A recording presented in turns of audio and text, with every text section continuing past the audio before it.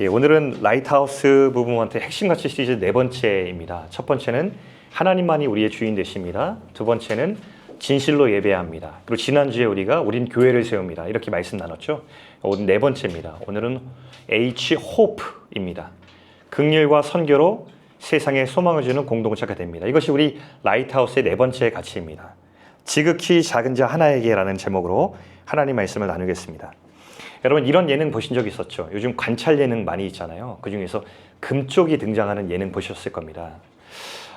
금쪽이 예능 보시면 처음에 이렇게 시작합니다. 예, 자녀들이 나오는데 충격적인 행태가 관찰 카메라로 보여집니다.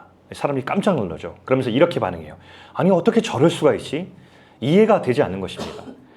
부모에게 폭력을 쓰기도 하고 욕설을 하기도 하고 문제 행동을 너무 많이 하니까 충격을 받습니다. 그런데 관찰을 하고 이야기를 나누다가 이 포맷 중에서 저렇게 말하는 코끼리를 만나는 시간이 있습니다. 저게 사실은 블루투스 스피커인데요. 상담사가 저 말하는 코끼리를 통해서 아이들과 대화하는 시간이죠. 근데 저 시간이 되면 우리 모두에게 변화가 일어납니다. 어떻게 저럴 수 있지? 라고 얘기했다가 저 코끼리와 대화를 통해서 아이의 속마음을 들어보면서 아, 그래서 그랬구나 라고 맥락을 이해하는 순간이 찾아옵니다. 실제로 이 프로그램을 보니까 적지 않은 경우가 사실은 아이에게 문제가 있었던 것이 아니라 부모나 어른들이 가해자인 경우도 적지 않았습니다. 저거를 부모님들만 보는 게 아니래요. 미혼이거나 청년들도 저거를 본답니다. 왜냐하면 저 안에서 자기를 이해하는, 사람을 이해하는 교훈을 얻을 수 있기 때문에 그렇답니다. 저 예능을 보면서 깨달은 것이 있어요. 사람은 아무리 사랑하는 사람이라도 서로를 이해하기가 참 쉽지 않구나.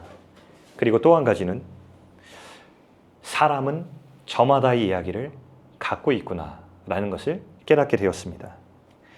우리가 세상에서 맺는 관계 참 쉽지 않습니다. 가장 소중하다고 하는 자녀들과의 관계부터 이렇게 쉽지 않은데 어떻게 타인과의 관계가 쉽지 않겠어요. 부부관계도, 가족관계, 그리고 이웃과의 관계, 세상의 모든 관계는 쉽지 않습니다. 그래서 갈등이 일어나고 상처를 받습니다. 현대의 트렌드는 이렇게 조금 주목해 보니까 개인주의와 성공주의로 향하더라고요. 아, 내가 제일 중요해. 관계와 갈등과 상처를 피해서 나에게 오롯이 집중하는 거야 라고 하면서 관계 중에서 나에게 더 집중하고 나의 성공을 위해서 달리는 이런 트렌드가 형성이 되었습니다. 그런데 성경을 읽으면 이런 시대적 흐름과 굉장히 이질감이 느껴지게 하는 한 단어를 계속 만나게 됩니다. 당황스럽게도요. 그게 바로 뭐냐면 긍휼이라는 단어입니다. 긍휼 단어를 한번 화면에 보면서 볼까요? 성경에서 쓰이는 이 긍휼이라는 단어는 히브리어 성경, 구약 성경의 맥락 안에서는 이런 뜻입니다. 어머니의 본능적인 깊은 사랑을 뜻하고요. 헬라어 배경 안에서는 어떻게 쓰여지냐면 타인의 고통을 내가 창자가 끊어지리만치 아프게 않는 것입니다. 이게 성경에서 말하는 긍휼이라는 단어의 뜻이에요. 근데 이 단어가 당황스럽게도 구약 신약에 가득 차 있습니다. 왜 그럴까요? 하나님의 성품이 곧 긍휼이기 때문에 그렇습니다. 하나님의 성품을 가지고 이 땅에 나타나신 분이 계시죠. 예수님이십니다.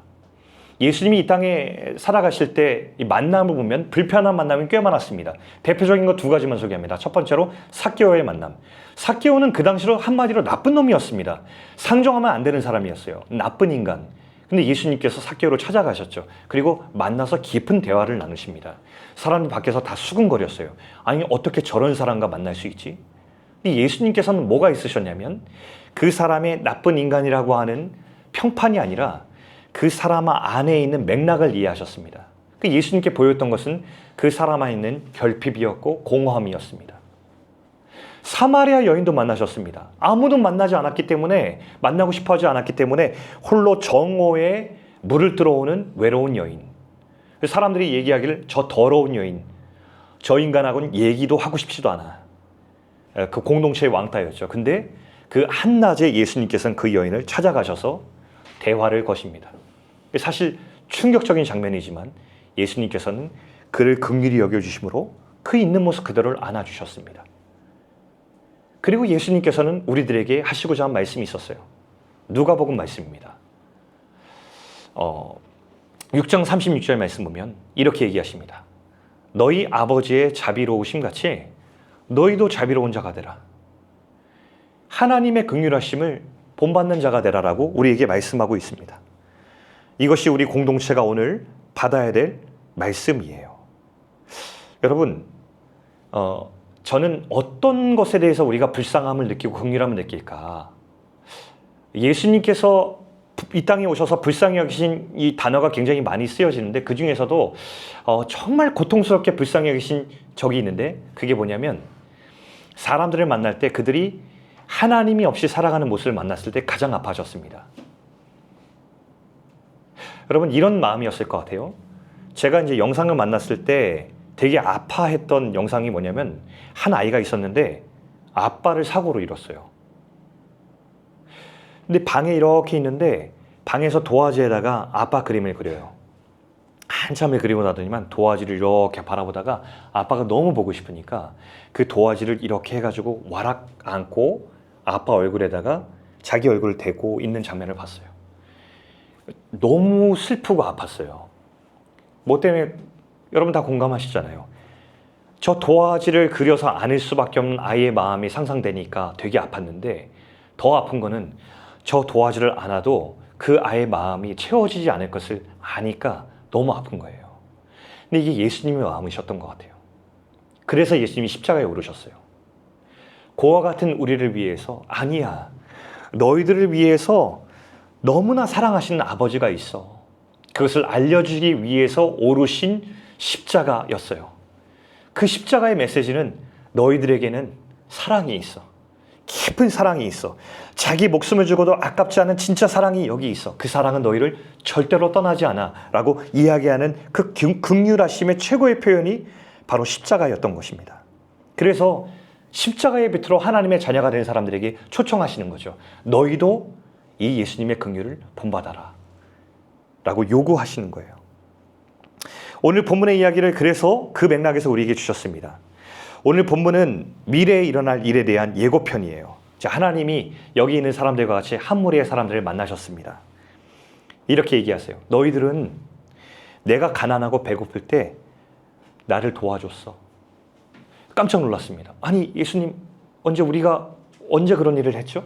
당황스러워했습니다. 그러자 대답이 이렇습니다.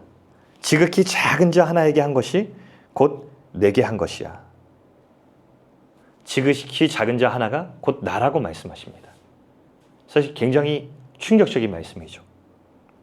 그러고 보니까 사도행전의 맥락이 이해가 되는 거예요. 교회가 처음 세워져서 은혜를 많이 받았거든요. 복음을 깨닫고 예수님의 사랑을 깨닫게 되었을 때 공동체에 처음으로 나타난 변화가 이거였습니다. 보십시오. 사도들이 큰 권능으로 주 예수의 부활을 증언하니 무리가 큰 은혜를 받았어요. 그러자 그 중에 가난한 사람이 없으니.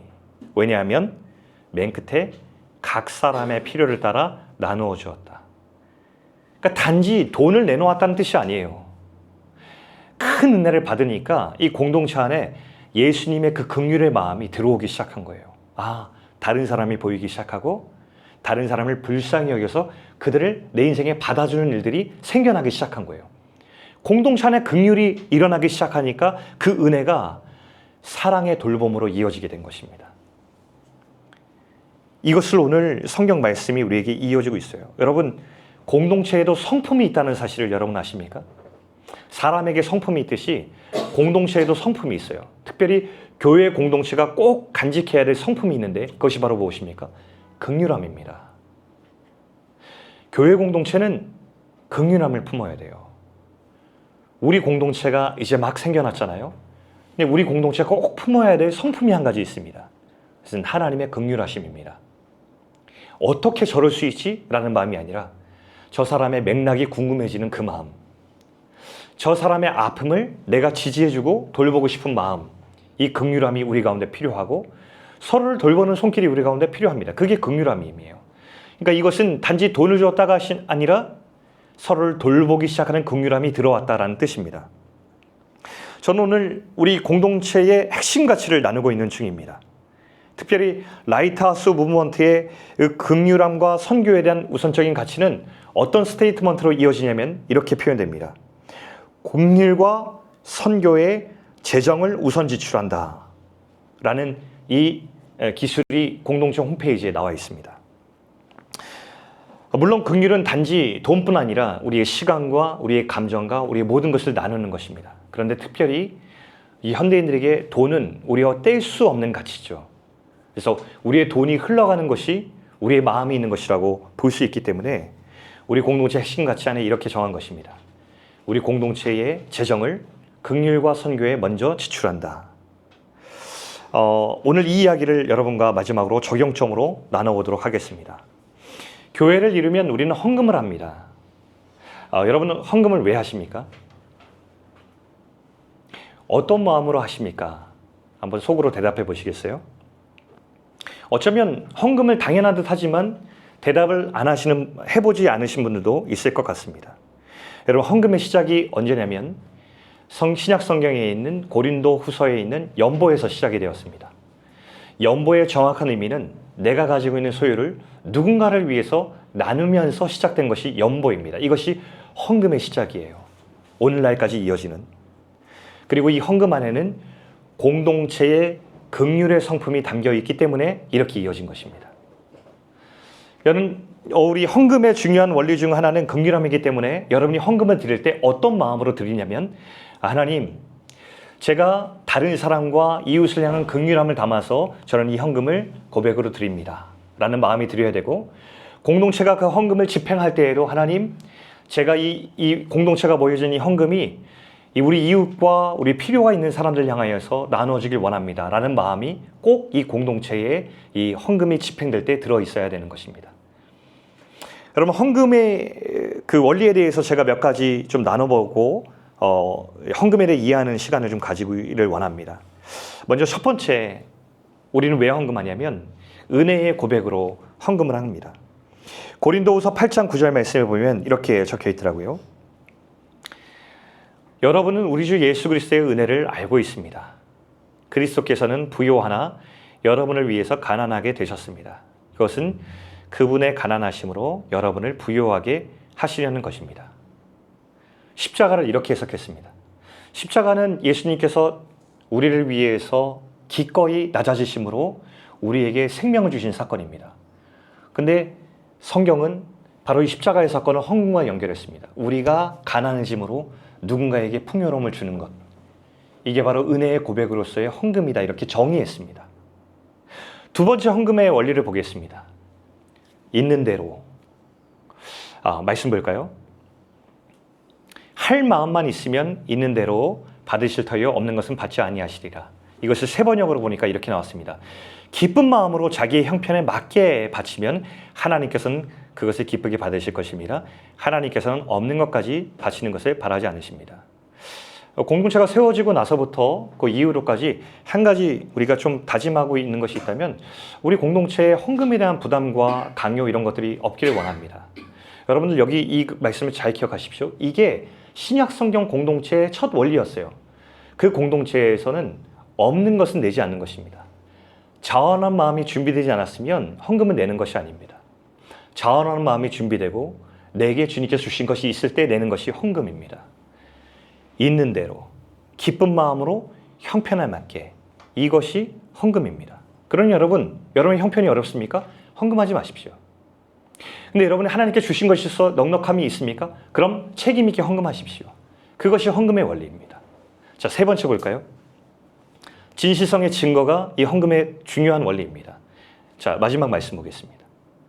여러분의 이 봉사의 결과로 그들이 하나님께 영광을 돌릴 것입니다. 그것은 여러분이 하나님께 순종하여 그리스도의 복음을 고백하고 또 그들과 모든 다른 사람에게 너그럽게 도움을 보낸다는 사실이 입증되었기 때문입니다. 성경이 뭐라고 얘기하냐면 이 봉사가 사실 헌금의 봉사거든요. 이 헌금하는 봉사를 통해서 우리는 내가 예수님의 복음을 진실로 따른다는 것을 증명한다고, 그 진실성을 입증한다고 성경은 또 기록하고 있습니다.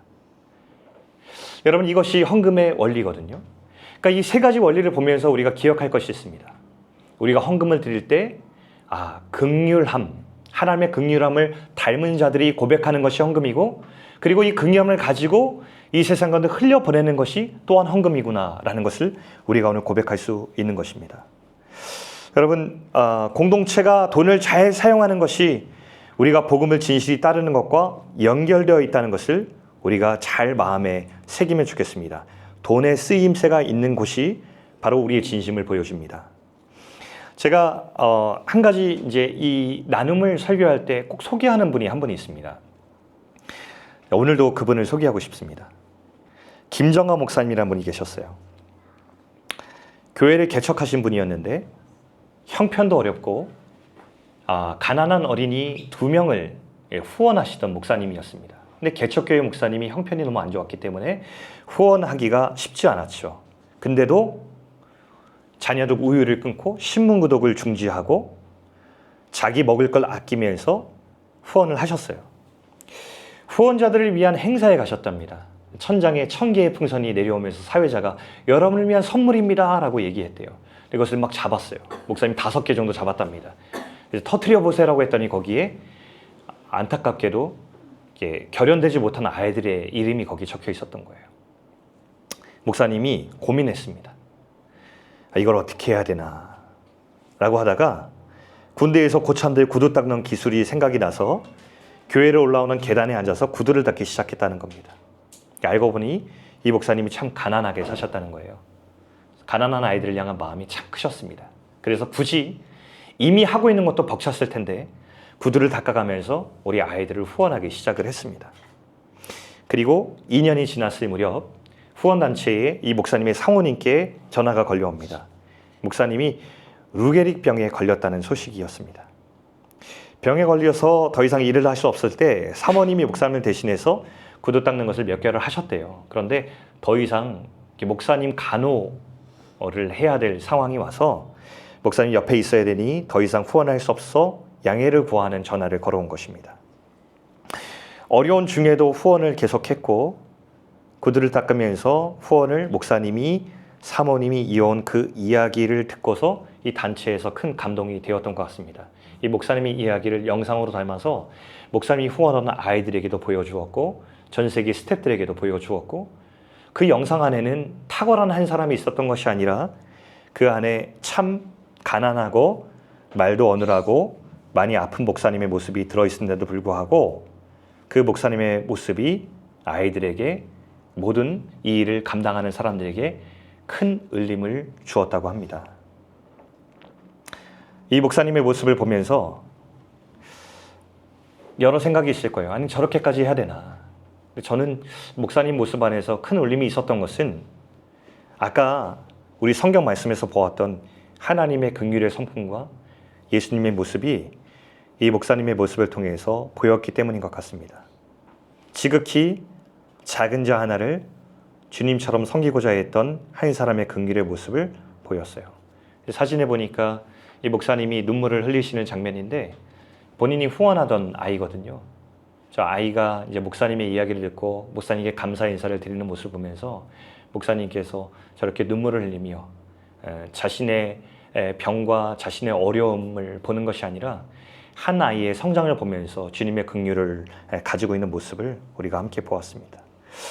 사랑하는 여러분, 저는 우리 공동체가 주님의 긍휼을 닮아가기를 원합니다. 제가 설교를 준비하다 보면서 제가 자주 느끼는 감정이긴 한데요. 너무 부끄럽고 좀 힘든 부분이 있더라고요. 왜냐하면 제 안에 가장 긍휼이 없지 않은가, 제 삶 안에 가장 긍휼에 대한 고백과 실천이 없지 않을까라는 생각 때문에 이 설교를 준비하면서 여러분에게 해야 되는 부담감이 상당했습니다. 하지만 부족한 저를 위해서 여러분에게 기도를 부탁드리고 또한 저도 배워나가기를 원합니다. 우리가 공동체 안에 있는데 서로 다르고 불편한 모습이 있고 또 서로를 받아주는 연습이 우리 가운데 필요할 때 우리가 그것을 적극적으로 해나가기를 또 원합니다. 이런 순간이 있을 것입니다. 어떻게 저러지? 라는 순간이 있겠죠. 그러나 하나님의 관점으로 우리가 서로를 받아주는 공동체가 되면 좋겠습니다. 하나님께서 이 세상에 공동체를 세우신 이유는 이 세상의 긍휼을 우리 공동체를 통해서 흘려보내 주시려고 우리를 세워주셨기 때문입니다. 서로를 불쌍히 여겨주는 마음이 우리에게 필요합니다. 어려운 사람의 이야기를 들어주고 용서하고 시간을 내어주고 때로는 내 것을 펼쳐서 나눠주는 것도 우리에게 필요한 긍휼의 마음입니다. 우리 가운데 그 마음이 가득했으면 좋겠습니다. 지금은 어려워도요. 지금 우리가 다 그렇게 못하더라도 우리가 한 걸음 한 걸음 배워나가면 참 좋겠습니다. 그런 의미에서 저는 우리 공동체에서 앞으로 하나님께서 이루어가실 일들이 또 기대가 되곤 합니다. 하나님의 긍휼하심이 우리 가슴속에 살아있고 그 긍휼이 공동체 안에 더 충만해지고 또 그 충만함이 우리 안에 가득할 때 또 이 세상과 우리 이웃에게 흘러가고 그 생각을 하면 또 가슴이 벅차집니다. 저와 여러분이 함께 그런 공동체로 주님의 긍휼함을 배워갈 수 있기를 주의 이름으로 축원합니다.